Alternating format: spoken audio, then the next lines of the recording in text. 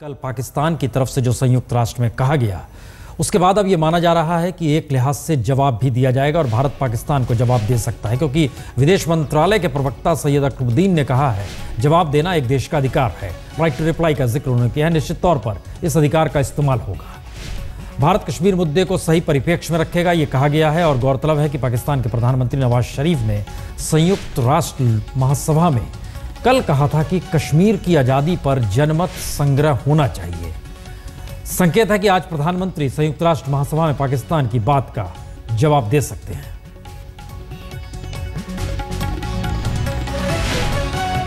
क्या कहा था यह हम पहले आपको सुनाते हैं। नवाज शरीफ के जरिए क्या कहा गया था।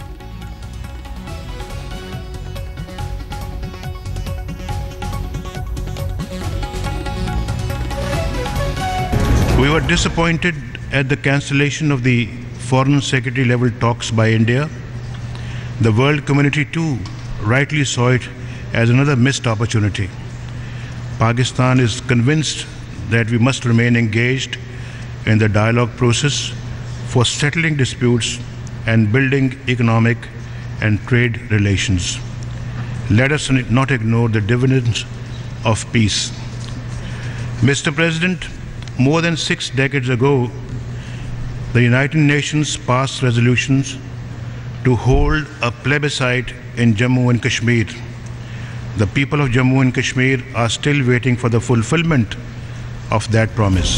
For decades, attempts have been made, both under the UN auspices and bilaterally in the spirit of the Lahore Declaration, to resolve this dispute. The core issue of Jammu and Kashmir has to be resolved. This is the responsibility of the international community.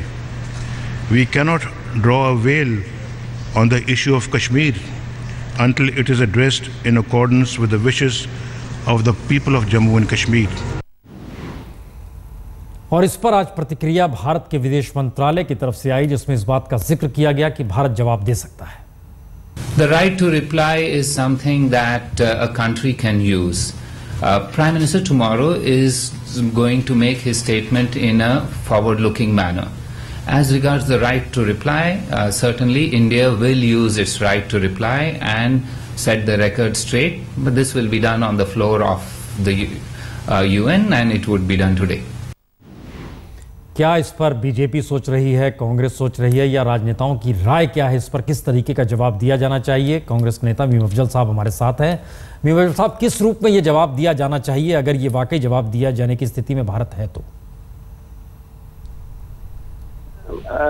हमेशा से जो भारत का stand रहा है वही दिया जाएगा और गालिबन ये भी कहा जाएगा, अगर अकबरुद्दीन साहब ये कह रहे हैं कि हमें we have a right to reply और उसको रिस्पॉन्स कर रहे हैं, तो जाहिर है कि कैपेबल है हमारी मिनिस्ट्री और प्रधानमंत्री यकीनन इसका जवाब उसी अंदाज से देंगे जैसा कि इससे पहले भी, ये कोई नई बात तो है नहीं, पहले भी दिया जाता रहा है। और इसमें ये एक बात ज़रूर है कि उन्होंने जिम्मेदारी हमारे ऊपर डाली है कि उन्होंने बातचीत को ख़त्म किया है और उन्हीं पर ये जिम्मेदारी है। तो इसमें बताया जाए कि बातचीत क्यों खत्म हुई। हुर्रियत के नेताओं को मना किया, रिक्वेस्ट की गई कि आप उनसे बातचीत ना करें और इसके बावजूद बात की, तो ये भी शायद मुझे लगता है कि उसको जवाब में ये भी चीज़ आएगी। क्या ऐसा माना जाए कि जवाब भी उसी एग्रेसिव रूप में होगा या सिर्फ ये जवाब दिया जाएगा जिसमें पाकिस्तान को कटघरे में खड़ा किया जाएगा? अब देखिए, डिप्लोमेसी में एग्रेसिवनेस क्या होती है इसका तो जाहिर है कि अंदाज़ा नहीं किया जा सकता। जो मोदी जी का स्टाइल है, मैं समझता हूं कि वो अपने तरीके से इसका जवाब देंगे। शुक्रिया मीम अफजल साहब। हमारे साथ सुधांशु त्रिवेदी जी भी, बीजेपी के नेता, हमारे साथ जुड़ चुके हैं। सुधांशु जी, ये जवाब देने की जिक्र चूंकि विदेश मंत्रालय की तरफ से हो चुका है और जवाब दिया जाएगा ये माना जा रहा है, तो इस जवाब का मतलब निकाला क्या जाए? क्या सिर्फ पाकिस्तान के आरोप की बातचीत नहीं हुई, हुर्रियत की वजह से आपने एक मिस कर दी, अच्छी टॉक होने वाली थी, प्लेबिसाइट का जिक्र, क्योंकि शिमला समझौता, लाहौर डिक्लेरेशन, सबका जिक्र होगा, या किस रूप में ये जवाब होगा?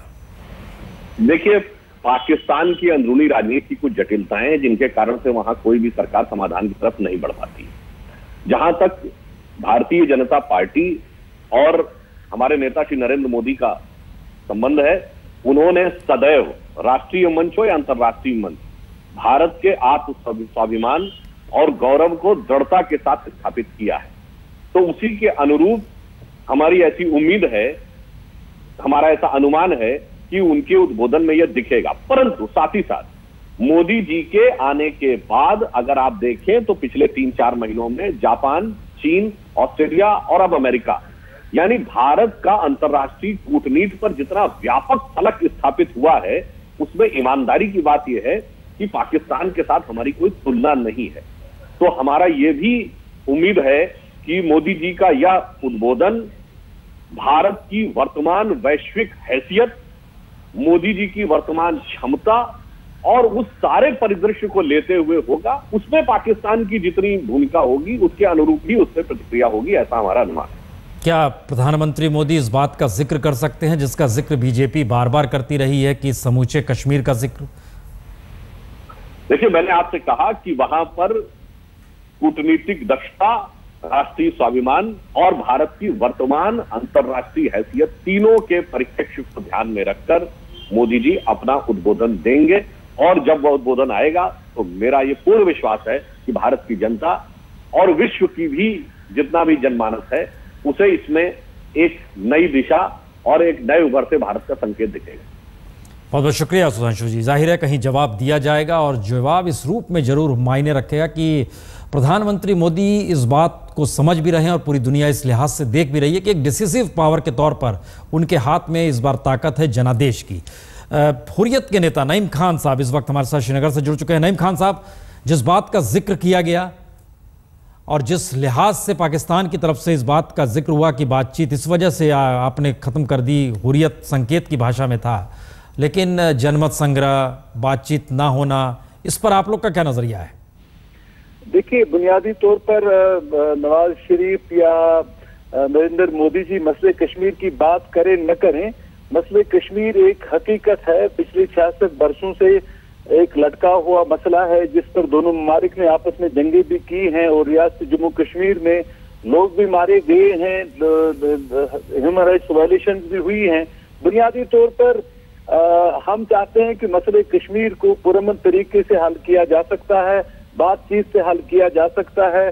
जिद और हटदर्मी 21वीं सदी में जरूरत नहीं है। और हम समझते हैं क्योंकि नरेंद्र मोदी जी को मैंडेट मिला है हिंदुस्तानी अवाम का, वो मसले कश्मीर के हवाले से अगर संजीदगी से आगे आना चाहेंगे, इसको हल करना चाहेंगे, तो मैं समझता हूँ एक अच्छी अपॉर्चुनिटी होगी बरसगीर के लोगों के लिए। और आजकल आपको पता भी है, पिछले दिनों जो सैलाब ने पूरी तबाही रियासत जम्मू कश्मीर में मचाई है, इस हवाले से भी इंटरनेशनल कम्युनिटी से हम ये चाहते हैं कि इस वक्त वो लोगों के रेस्क्यू और रिलीफ के हवाले से और रिहेबिलिटेशन के हवाले से भी वो सामने आ जाएं।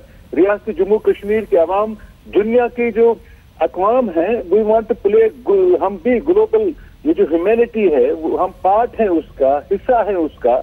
हम कोई अलग थलग कोई और मखलूक इस जमीन पर नहीं है। तो हम समझते हैं कि पाकिस्तान और हिंदुस्तान को संजीदगी से मसले कश्मीर पर बात करनी चाहिए और ये दीरीना मसला जो है इसको पुरअमन तरीके से बातचीत से हल किया जाना चाहिए। संकेत बहुत साफ है, इंतजार करना होगा कि शाम 8 बजे जब भाषण होगा प्रधानमंत्री मोदी का संयुक्त राष्ट्र में, तब यह जवाब किस रूप में दिया जा सकता है। लेकिन एक नई तस्वीर क्या भारत को लेकर और दुनिया जिस लिहाज से भारत को देख रहा है उसको लेकर कुछ नई बात भी निकलेगी, इसका भी इंतजार समूची दुनिया को है।